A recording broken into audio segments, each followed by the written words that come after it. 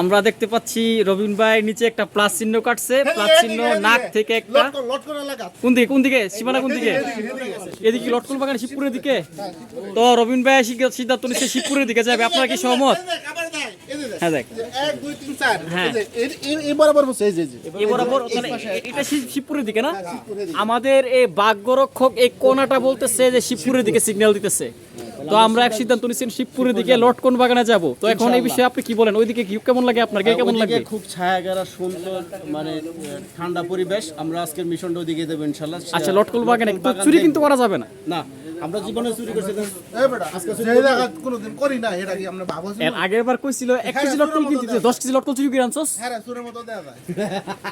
তো মুরাদ সে আসলে লটকল বাগানের সন্ধান করছে, কিন্তু সে চুরি করতে পারবে কিনা সেটা আমরা দেখতে পাচ্ছি।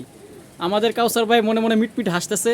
আসলে আমরা লটারি দিছি, উপর থেকে একটা কোনা ফেলাইছি, কোনাটা যেদিকে যায় আমরা ওই দিকেই ঘুরতে যাব। কোনাটা আগে শিবপুরের দিকে। আগে যে আমি একটা কথা করি, হ্যাঁ। ক্যামেরাটা কাছে আনো। বলেন মানে উনার আসল নিয়ত ছিল শিবপুরের দিকে।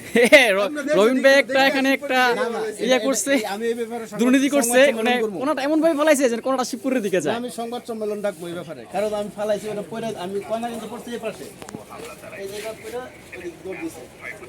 তো আমরা দেখতে পাচ্ছি আমাদের রবিন ভাই আসলে আপনি সংবাদ সম্মেলন যেটাই করেন না কেন, তো আমি দেখছি আপনি নাক থেকে যখন কোনাটা ফালাইছেন তো একটু এভাবে মারছেন কেন, শিবপুরের দিকে যে কোনাটা যায়। না না শিবপুরের দিকে পারি না, আমি ফালাইছি। এটা একদম কনস্পাইরেসি হচ্ছে, ষড়যন্ত্র হচ্ছে। আস্তে আস্তে উপরে ভাইয়ের বুকিং দিতেছে সে। তো আমরা আছি 10-12 জন মিলে এখন এ রুবেল ভাই বাগানে। ওই পাশে জায়গা ঠিক আছে, ওকে, আল্লাহ হাফেজ। ঠিক আছে